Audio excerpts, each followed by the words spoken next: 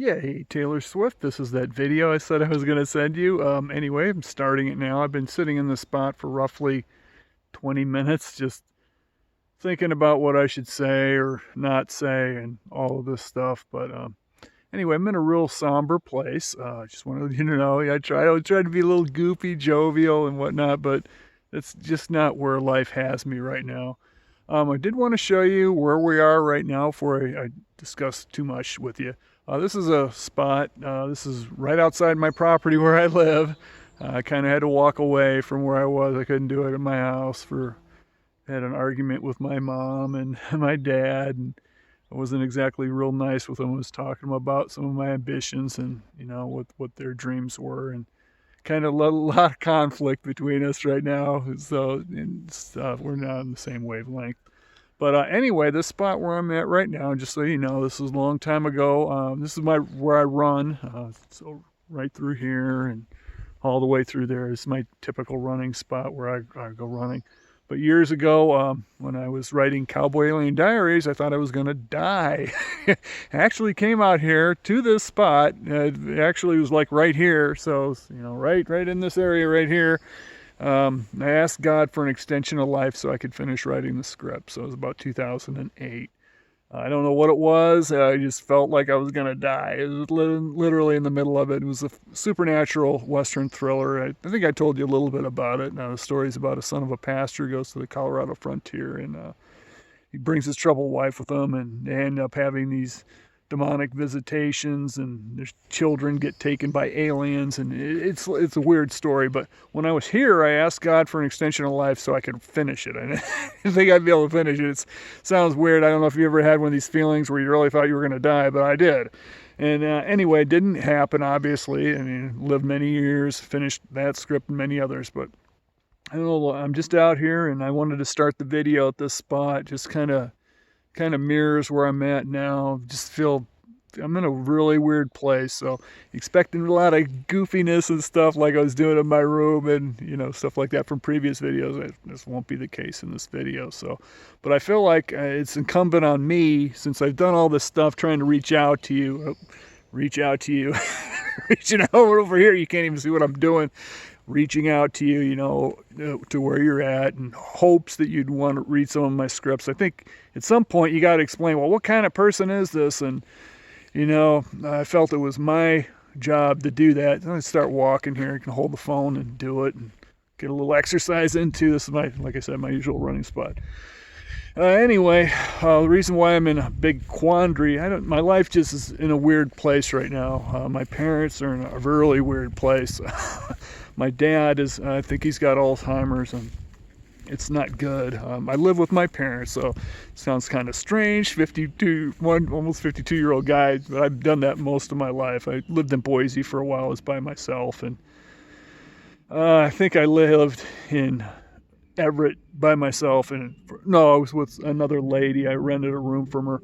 Anyway, most of my life we've been family, so I wanted to get that out there, so you have some frame of reference. Well, who is this guy? What's he doing? And we got, for the most part, get along real good with my parents, my mom and dad, and they kind of leave me alone, let me do my own thing writing. And if I wasn't with them, I wouldn't have gotten half the writing I do done. So, a lot of what I did accomplish in life, or, whatever, or on my computer, I guess, is because of them. So, I don't know. It's a really weird place because I don't think they understand me creatively at all.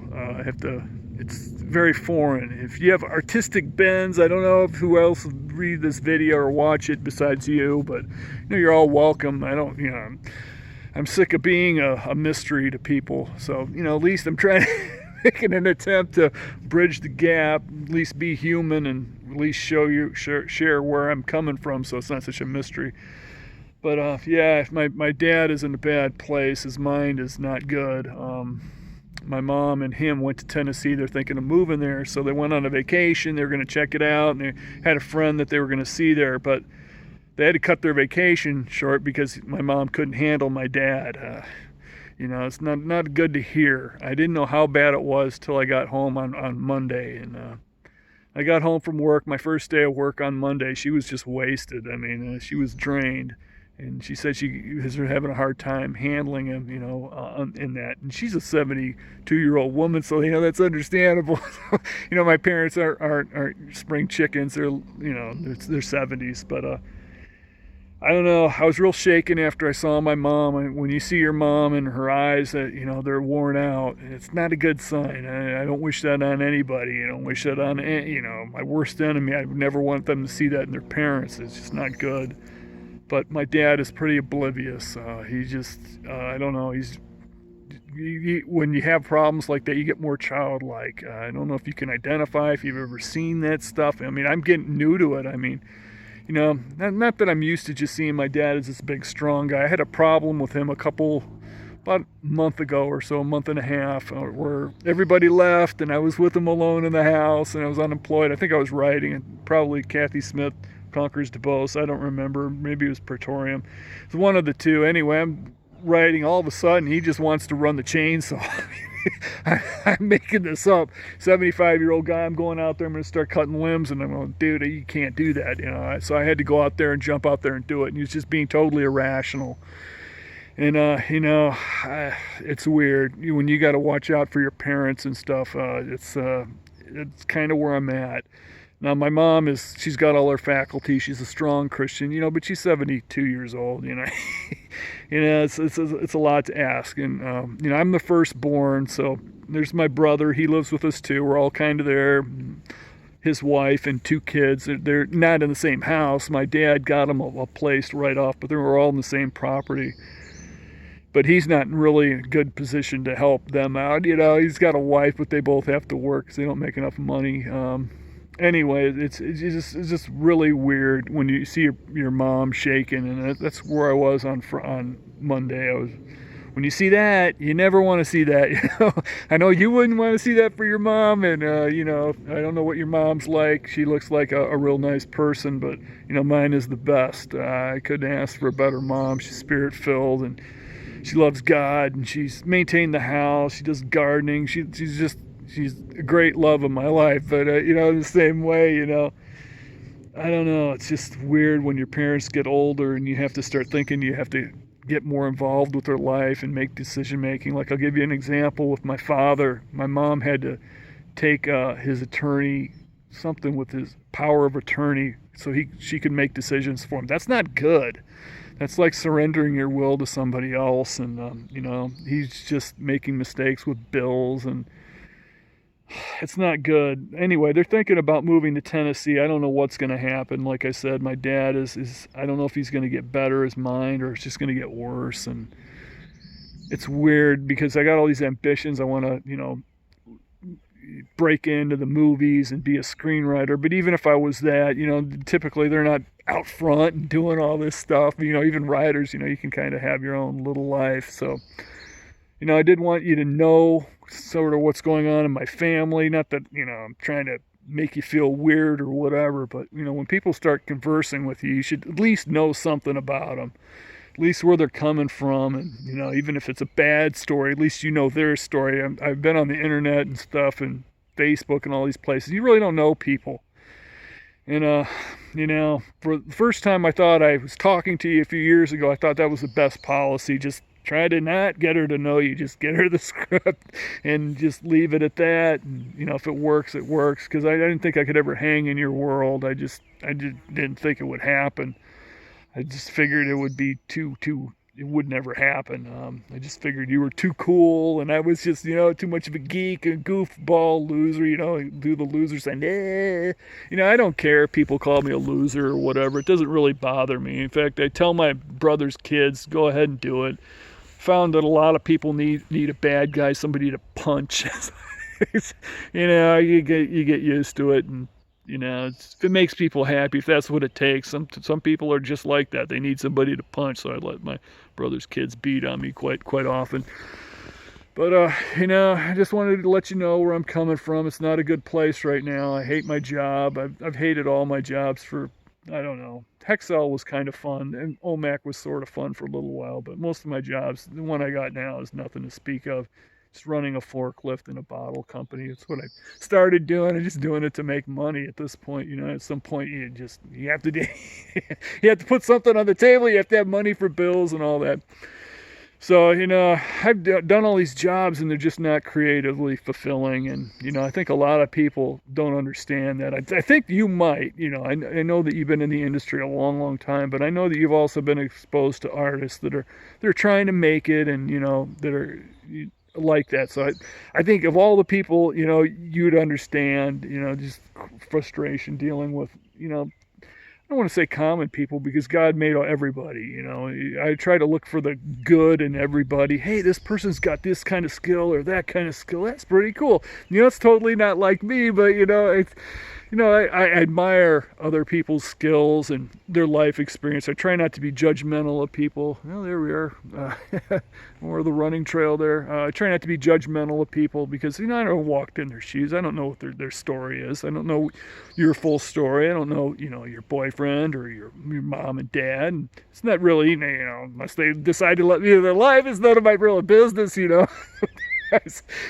people are prying, and I try not to be that way. So if I come across that way to you or Joe or anyone else, it's none of, your life is your life. It's none of my business. But since I've reached out to you, I wanted to say everything that I've done has been unsolicited. You didn't ask for it, so, I get it. You sometimes, you hang up on solicitors. Hey, I don't want this, I want to do something else.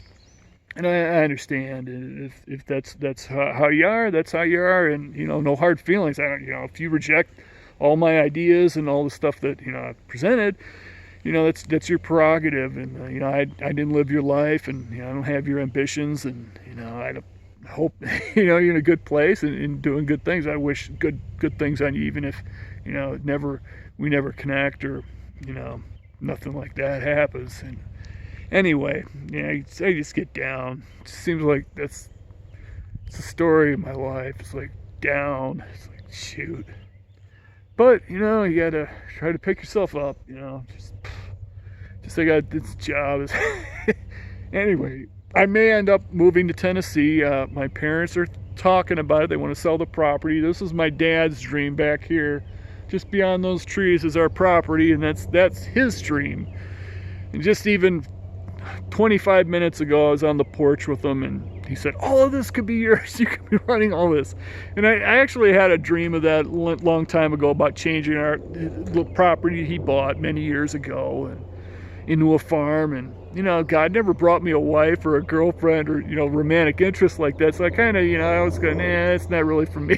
It's kind of, the man building something for the whole family. It never came to be. So I don't know. I just never really gravitated towards it. So, but now with my parents getting older, I don't know if we're going to end up having to stay here because of the economy, if they could sell the place or what. I'm going to have to probably take over and do more of the stuff because my dad can't do anything. He doesn't have ambition. For years, when he retired, he's been retired quite a while now, I thought he would take off, and I go, man, he's got all this time. He could really make this place nice. And it wasn't his interest. He just didn't do it. And a lot of things kind of fell apart. Our fence lines falling apart. And a lot of stuff is. And it's just not a thing of his. He gravitates towards, and it's something I may have to do. I mean, with him being bad, and my brother, he's got a family of his own. They both work. I may have to just take on all the stuff of our property, try to fix it up. Already thinking maybe they'll have to leave this job just to fix this place up so they can sell it. It's weird. I'm considering a lot of weird stuff. I mean, I don't know how it's all going to break. My mom was just mentioning that she's going to have somebody come over and look at the house. But anyway, it's a weird place. It's like my dad's dream. He got this place a long time ago, like 82 or so. We moved from Chicago. He was trying to save his marriage. My mom and dad had some problems in the late 70s, and they looked like they were going to get divorced. I mean, I saw one of the guys my mom was with at one point. She's totally changed now. You never even recognize her from what she was like in the late 70s. And, people change. I mean, they can have radical changes. My mom changed radically. Trust me, she changed radically for the better. Otherwise, I would have been a product of a divorced family. And anyway, they moved to Alaska and then down here, and this was kind of my dad's dream, what we got here. He still sits out on the porch and he says, wow, this is great. I just love the place. And it's weird because then he'll turn to me and I don't feel the same. I feel like, hey, you know what I want you to do? I want you to read my script. You know what I want you to do? Check out my novel or whatever. And they have like zero interest in that. I mean, my mom she's actually read my novel. She loves it. She's said a lot of great things. She's my biggest fan on that. But screenplays, my dad read one of them. He goes, this doesn't read like a book. I'm out. It's just how it is. But it's weird. I just wanted to let you know I'm in a weird place. I'm not surrounded by creative people. I'm my whole life I haven't been. Everything I created was really on my own. I have some people I see online, but it's not nothing. Nobody here, that's for sure. I mean, I tried, even the local places and all that, the PNWA, and it was with some screenwriting organizations. I did expanded persona for them, and trust me, they took it really wrong. I couldn't believe it. You'd think they'd understand some sort of theatrics, and they didn't understand anything. I got booted out of that. It was bad. But it's just like, what other ways can life get you, So anyway, been a long video. I don't know, there's no timer on it. I just know I've been talking for a while. I just wanted you to know where I'm coming from. I'm in a real weird place. I think I told you in a text that I was a man divided, and I feel that way. I just feel weird. I mean, it's like, you got this job and these people are expecting you. It's this new job. You got to be real happy about it. And I'm like, dude, you don't even know what I want to do, and you can't tell your employer. I don't know if you probably never had to do that. I don't know. Maybe you did. Maybe you had some jobs when you were breaking in or whatever, but you kind of got to live a dual life. You got to live your life as an artist, and then you got to be dedicated to the company, and otherwise they don't keep you. I don't care. This job I'm working now, boy, I tell you, I felt this way for so many years. It's like, God, I've been waiting for something to break, And I don't want to put the onus on you. I'm an artist, and you know what? I would never do that. I want you to, if you ever did like me, like my scripts or anything, I want it to be from a good place. I want it to be because you really liked it. If you didn't like it, you can always, one of the things I was hoping, if, reaching out, was if you didn't like mine, you get access to other scripts, and, there's many, many other people writing scripts, and, I got to thinking about it, I go, man, you're pretty stuck on yourself thinking that you were going to be the one that could bring her scripts and all this mess, because Ryan Reynolds, I mean, he's been doing this forever. He did Deadpool, and I read some of the stories about how hard it was for him to get that going. And your boyfriend, he's done many scripts. I'm sure he's got a lot of connections, so I just wanted to apologize if I came across as this pompous guy or whatever who had a big shot, because I'm not a big shot. I'm not a big shot at all. You're living in your parents' house and you're 52 years old, or 51, almost 52. You're definitely not a big shot. You're about this little. You're the little shot. You're the slug walking on the ground about to get squished. Anyway, so, yeah, I'm going to end the video here. I don't know if you've ever seen this. I live in the state, like I told you, the state of Washington. So out over here, this is what they call blackberry bushes and stuff like that. This is I don't know if you ever eat blackberries, but out here they're kind of considered a curse. They just grow naturally, and they're all over the place. They're just kind of this thorny stuff. So I'm going to end the video here in a minute. Just wanted to say hi, let you know where I'm coming from. It's a bad place, or it's a place of decision, somber place. So, if you're a prayer person, please keep me in prayer. I'm not doing real well. I'm going to be asking for a lot of prayer. Just, I don't know. I need clarity of which way to go, especially with my parents. I want to do right by them. I've wanted to be an artist for a long, long time. I've written enough stuff. If I never write another script or another novel or whatever, I'm cool with that. I wrote enough, 25, and, the whole THARS thing. I'd like to bring that to completion, but who knows? You never know how much life you're going to have. I didn't think I'd even finish Cowboy Alien Diaries, and yet here I am. I've managed to get 25 of those suckers done. So anyway, just please pray for me. Have your friends pray for me, and God bless you. It was nice talking to you. Bye.